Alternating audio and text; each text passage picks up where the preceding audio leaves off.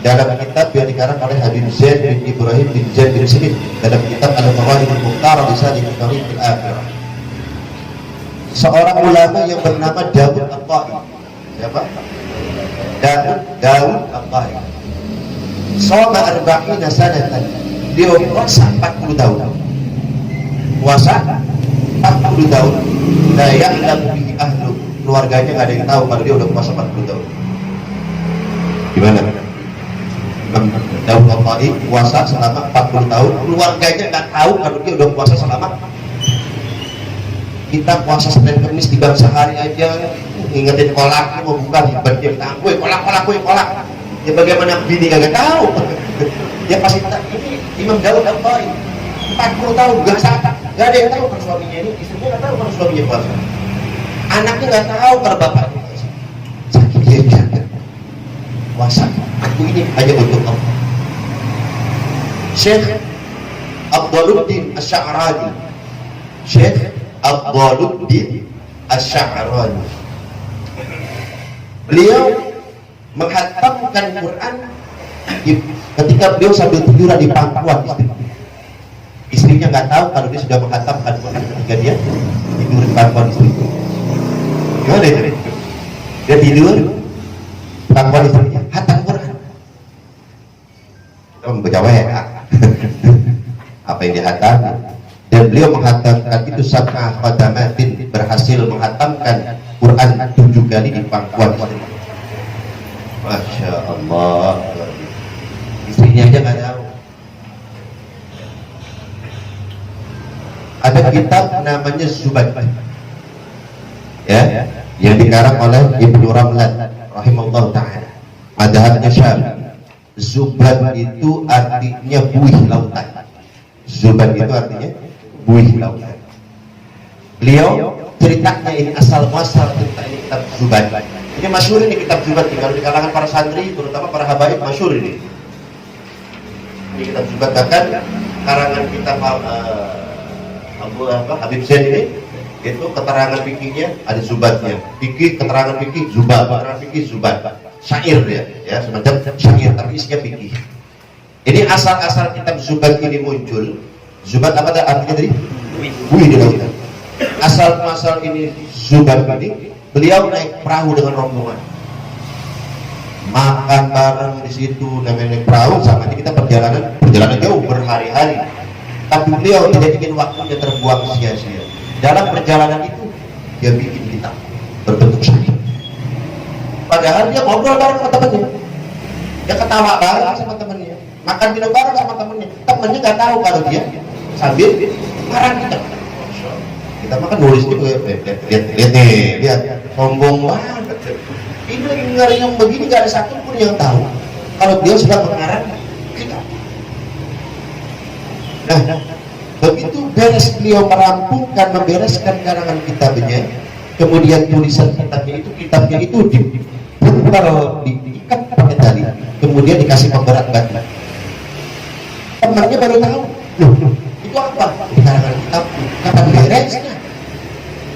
Terus itu mau diapain? Mau lemparin ke laut? Jangan lemparin ke laut. Temennya ngarang, kedingung, ngarang kitab udah capek-capek, lama-lama begitu udah jadi, mau dilemparin, mau dibuang ke laut.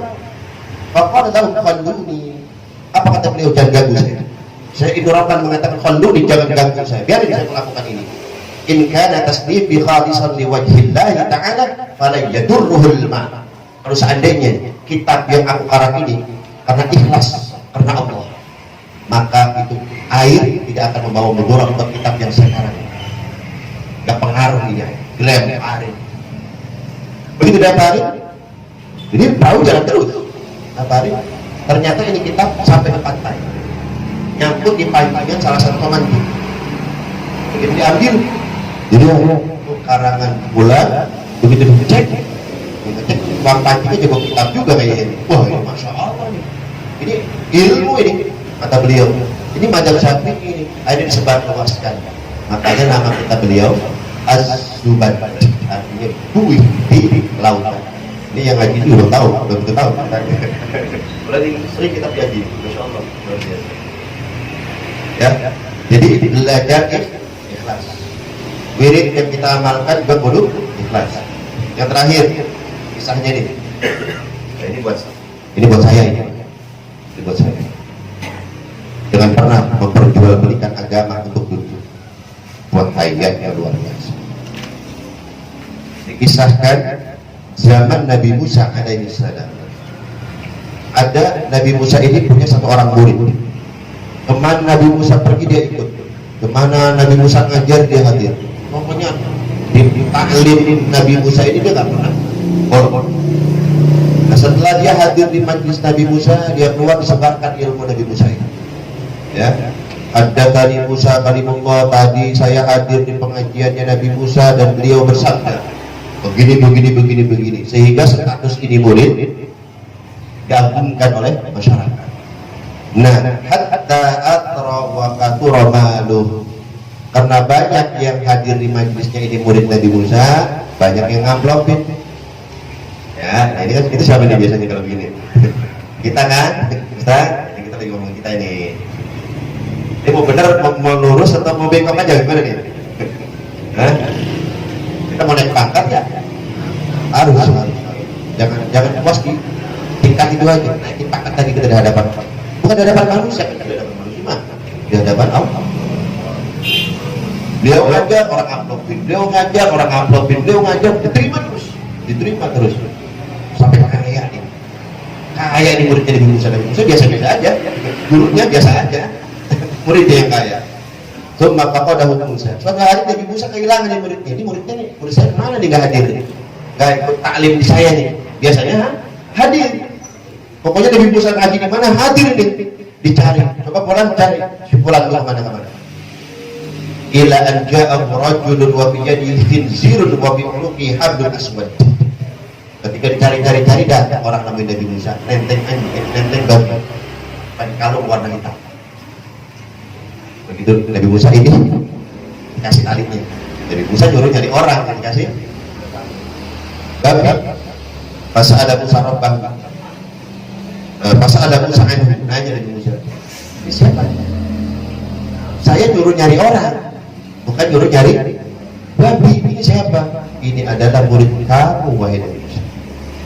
Dan tiap hari hadir di majlis kamu wahai Nabi Musa. Ini. Kemudian Nabi Musa meminta dan memohon kepada Allah, ya Allah, kembalikan murid saya yang saya cintai ini, yang saya sayangi ini menjadi wujud manusia seperti asli. Ditolak mentah-mentah Allah. Wahai Musa, kalau seandainya engkau memohon dengan permohonan yang dimohonkan Nabi Adam itu kan bertobat pol-polan itu, diusir dari surga itu pol-polan tobatnya. Kalau seandainya engkau meminta seperti tobatnya Adam, aku tidak kabulkan Musa. Kenapa? Kasih tahu kepada kamu. Kenapa sebabnya muridku yang kamu sayang ini aku rubah menjadi bapa? Apa sebabnya? Sebabnya adalah li'annahu kana yatlubud dunya bid-dini, sebab dia jual ilmu agamanya untuk dunia. Was, Malik, para ustaz, awas. Jangan sampai kita ngajar ada lintasan di hati kita. Jangan sampai kita ceramah ada lintasan di hati kita, saya kira-kira ngamplopin bentar gope. Kalau saya rata itu mertanda, itu 200 ini lumayan ya. Pernah nggak begitu yang ngerasa Ustaz? Itu apa namanya, ngira-ngira amplop. Jadi saya kalau ngisi di situ itu komplit, itu rada orang kaya, rada banyak kan itu rada tinggi itu biasanya. Ada pernah begitu nggak? Dulu saya begitu. Saya kan kita ngomong, kita mau benar kan? Dulu saya begitu. Tapi setelah saya mempelajari ilmu tasawuf, hina kita. Ilmu yang kita punya itu lebih berharga dari dunia. Semalam yang ikut ngaji sama saya, Malik, ya, ada anak 2 orang ya, ditukar apa? Warisan sama apa? Sama rambut Rasulullah SAW. Saya nggak mau bahas, lihat, masya Allah luar biasa. Jadi Nabi Musa muridnya dirubah jadi babi karena menjual ilmu agama untuk dunia. Apalagi kalau ada ustaz na'udzubillah narget pakai tarif.